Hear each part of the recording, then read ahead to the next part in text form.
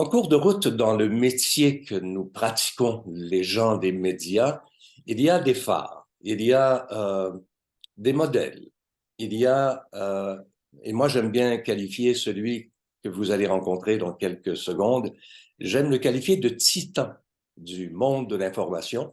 Ça le fait sourciller et j'en profite pour lui souhaiter la bienvenue. Il s'agit de Marc Laurando. Bonjour Marc.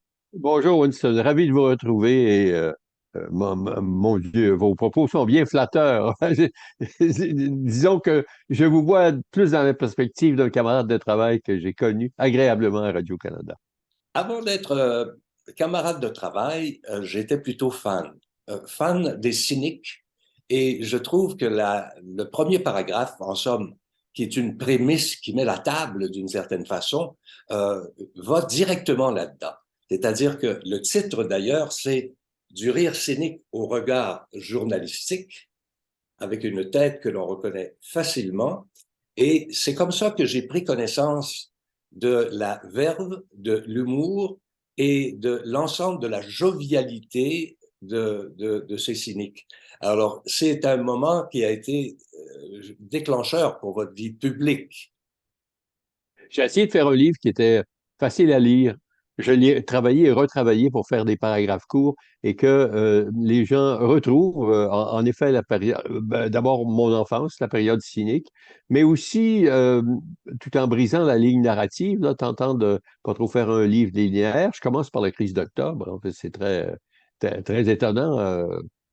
Pour les lecteurs de commencer un livre comme ça. Mais au fond, oui, je raconte mon parcours de la période cynique, enfin de l'humour cynique. Non, le titre exact, c'est Du rire cynique au regard journalistique. Ah, Et j'y ai pensé après, hein. C'est après avoir écrit tout le livre et décrit mon parcours.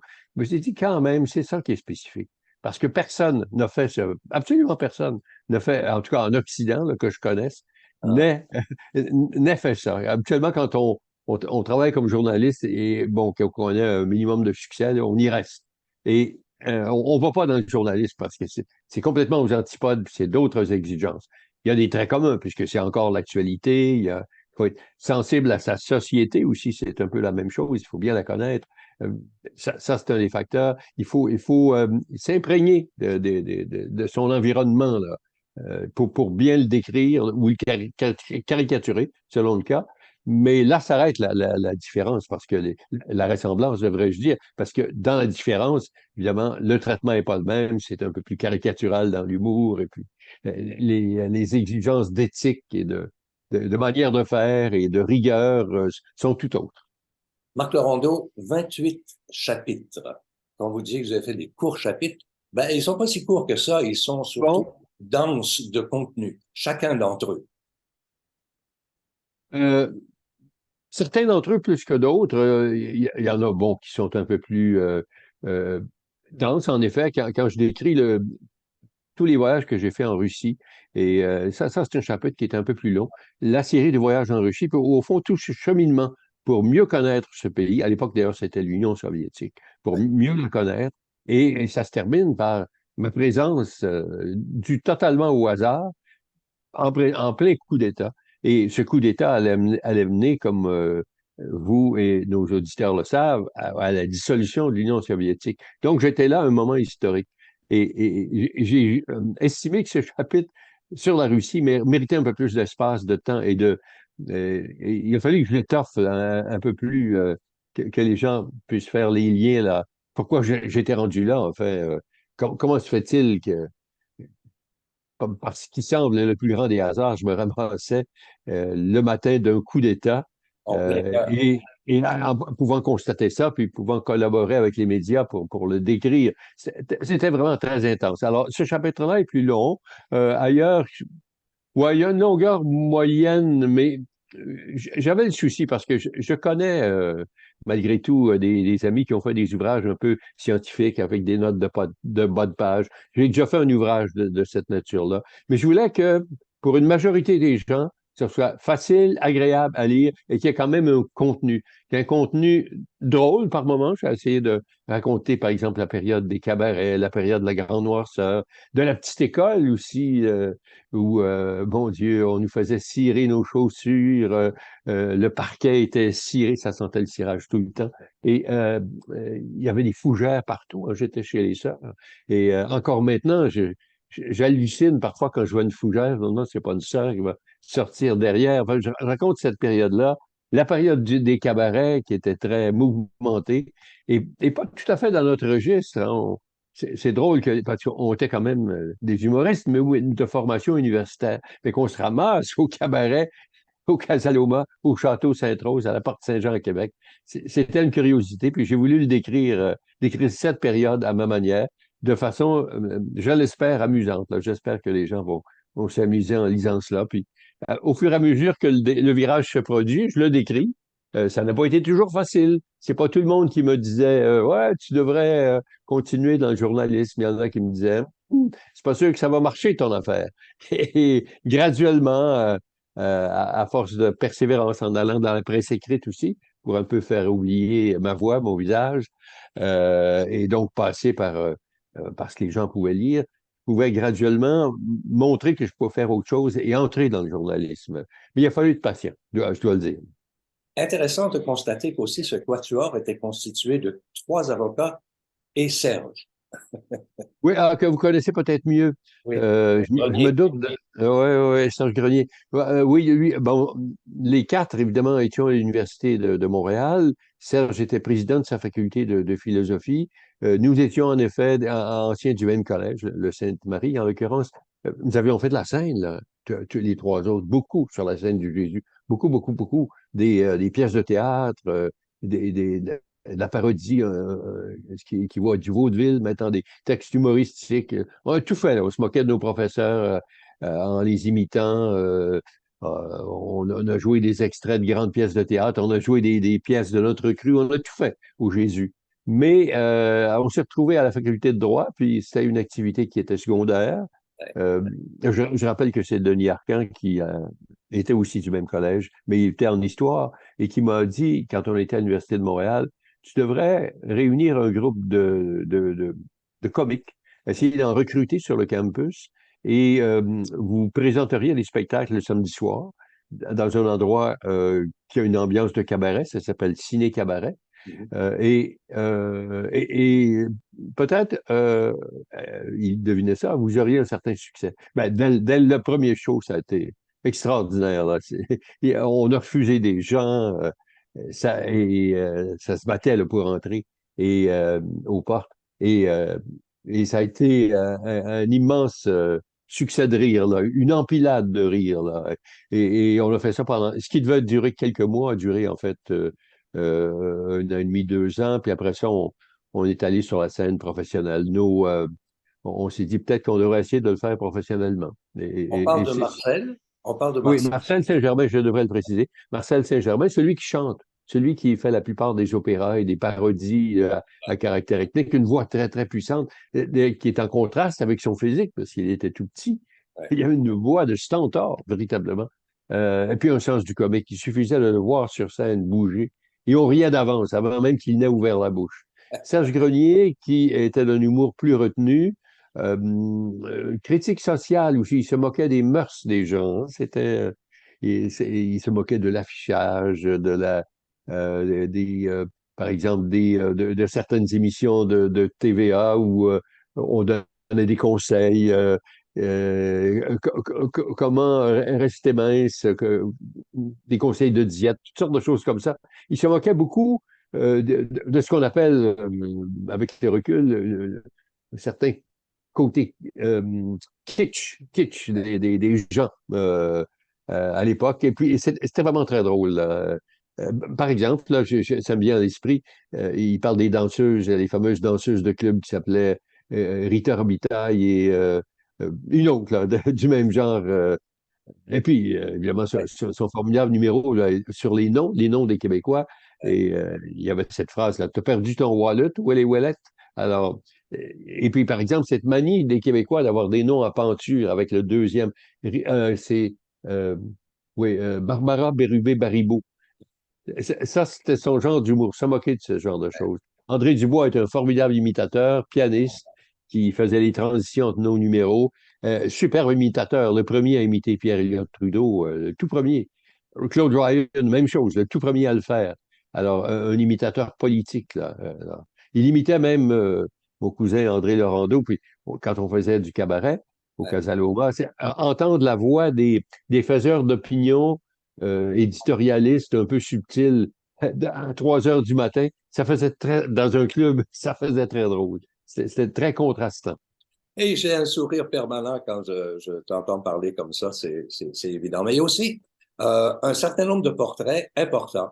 Il y a, bon, ça passe par Drapeau, ça va Robert Bourassa, il y en a un peu partout. Ces portraits, vous y teniez particulièrement et pour quelle raison? Ça s'est fait tout naturellement en écrivant le livre. Il y a des gens sur lesquels je m'attardais un peu plus.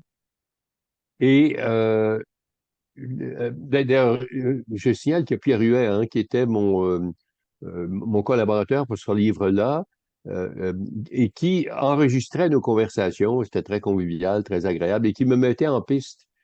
Et il me disait, un tel, tu en parles très longtemps, je te fais remarquer ça. Mais lui enregistrait tout, il l'écrivait d'ailleurs dans un premier jet, et moi, à la fin de l'année, j'ai pris tout ça, puis j'ai réécrit. Il n'y a pas une ligne que je n'assume pas, là. J'ai tout réécrit dans mon propre style, qui est peut-être huait, bien sûr, de l'humour. Il faisait des belles trouvailles sur lesquelles je surfais, mais il fait des phrases un peu plus courtes que les miennes, moins nuancées. Et il n'y a pas le même style d'écriture, ni de parole d'ailleurs. Et Oui, l'éditeur me dit, on ne te reconnaît pas tout à fait. Alors, j'ai tout réécrit pour que quand on lise le livre, ouais. on croit entendre ma voix. Ben, c'est-à-dire qu'il y a le sens du punch. Il y a toujours eu le sens du punch. Et quand Vous il y a parlez du quelqu'un duel? à écrire, ouais, Ah oui, oui, oui, tout à fait. Ah oui, ça c'était formidable. Vous savez, écrire un livre en collaboration, l'avantage, c'est ça, c'est que vous n'avez pas le syndrome de la page blanche à vous dire bon, qu'est-ce que je vais écrire aujourd'hui? Pierre Huet me signalait, ce que tu as dit sur telle affaire la semaine dernière, c'était très amusant. J'aimerais te faire élaborer là-dessus. Et là, il me posait des questions. Et comme vous dites, oui, oui, il a le sens du punch. Et d'ailleurs, il n'y a aucun des punchs qu'il a suggéré que je n'ai retenu là, dans ce livre. Mais j'essaie d'ajouter les miens aussi, d'ajouter des nuances, d'ajouter des développements à tout ça. Alors, oui, oui. Et c'est pour ça, j'ai choisi un collaborateur qui a fait partie d'un groupe comme moi, 10 ans avant, on a 10 ans d'âge de différence. Il était dans Beau Dommage. Le ouais. parolier de Beau Dommage, hein, c'est pas n'importe quoi, là. Donc, quelqu'un qui avait l'expérience des groupes et qui me posait des questions là-dessus à cause de ça. Il me disait, c'est toi qui réglais les contrats puis qui t'occupais de placer les spectacles. Te prenais-tu une cote là-dessus? Étais-tu comme un gérant? Parce qu'il avait connu ça. Mais je Ouais. dis non, je le faisais ça, c'était ma contribution et nous fonctionnions tous les quatre à part égale. Ce type de questions, il me les posait, là, à cause de sa propre expérience dans un groupe. Et il savait aussi, nous, on n'était pas comme eux, hein, les Beaux Dommages, c'était presque une famille, une commune, je dirais. Les interrelations étaient tissées serrées, là. Certains avaient cohabité ensemble. Oui, oui, oui, Rivard et lui avaient cohabité ensemble. C'était pas notre cas. Issu de la quenouille bleue à Ouais, l'époque. ouais, oui, que j'ai connu. Ah, oui, oui. Qui vient du même collège, d'ailleurs. Où nous étions. Ouais, j'ai bien connu l'humour absurde de la quenouille bleue que j'appréciais beaucoup. Mais nous étions différents. Des amis, mais avec chacun notre foyer, notre façon de vivre, nos différences. On gardait, on avait chacun notre vie privée. Et on se réunissait, on se voyait souvent, on s'estimait beaucoup, mais on ne fonctionnait pas comme une commune des années 60 ou 70. C'était autre chose. Vous étiez un peu loin des hippies. Oui, bien que quand même, c'était pas notre mode de vie, mais on a vécu la période, hein. On l'a surveillé, on l'a vu, on l'a apprécié. Il y avait un côté contre-culturel là-dedans qu'on appréciait beaucoup, là. Un portrait, On a été sensibles à ça, mais on vivait pas comme des hippies. C'est la nuance. un joli portrait aussi de Pierre Nadeau. qui est un confrère. Ouais. Vous disiez faire des portraits. Ça s'est passé comme ceci. Il y a des gens sur lesquels je m'attardais plus longuement. Et à la toute fin, l'éditeur m'a dit, écoute, ça serait intéressant de les faire ressortir comme de véritables portraits. Et à partir du milieu du livre, je vous dirais, Winston, là, je me suis attablé à vraiment construire des portraits à partir de cette suggestion de mon éditeur. Et oui, Pierre Nadeau, qui a été un des grands là, du journalisme québécois, un mythe, un personnage légendaire. Et pour une série que j'ai faite dans les années 2010, 2011, dans ce coin-là, pour le 75e anniversaire de Radio-Canada, je l'ai interviewé. Il était à ce moment-là atteint de la maladie de Parkinson, mais tous les autres correspondants, parce que cette série était sur les correspondants à l'étranger, euh, de Yvon Turcot, Guy Lamarche, c'est des noms qui vous disent quelque chose, à, mettons, Jean-François Lépine ou Raymond Saint-Pierre ou Sophie Langlois ou ces gens-là, tous me parlaient de Pierre Nadeau. Puis moi, j'avais mon propre souvenir de lui. Alors, je lui ai demandé une entrevue qu'à plusieurs reprises, il m'a refusé. Il dit, je ne veux pas laisser ce souvenir-là chez la maladie de Parkinson, tout ça. Mais j'ai fini par le convaincre. J'ai obtenu une émission, une entrevue de radio. Vous savez comment c'est, la radio, on peut dire, ben là, on va ralentir, c'était un peu fatigué, puis on va reprendre après. Et il était en verbe, il contait des anecdotes, il était drôle, il racontait sa carrière. Oui, c'est un personnage qui m'a beaucoup, en privé, et évidemment, je l'admirais comme journaliste, mais en privé, c'est un personnage que j'ai trouvé attachant. Et c'est pour ça que j'ai tenu à faire un portrait de Pierre Nadeau. Et je l'espère de faire connaître aux gens des aspects qu'ils ne connaissaient pas. D'ailleurs, quand son documentaire pour la télévision a été fini, euh, on est allé dans une petite salle à Radio-Canada. C'est pas coutumier hein, de montrer au sujet d'un documentaire sur le produit final, mais lui, il voulait être rassuré. Et il avait été tellement difficile à convaincre, puis finalement, il s'était tellement prêté au jeu qu'on lui a montré le documentaire, la réalisatrice Francine Doyon et moi. Et quand il a vu ça, il a ri, il s'est amusé. Il y avait de l'autodérision. Ça, c'est une chose une de ses qualités. Quand il se voyait avec une gourmette dans le cou ou dans un pélado, dis-je bien, il ne peut pas se tromper de véhicule, un pédalo à Cannes, dans une chemise très sexy, il faisait un reportage sur Cannes. Il riait, il y avait le sens de l'autodérision.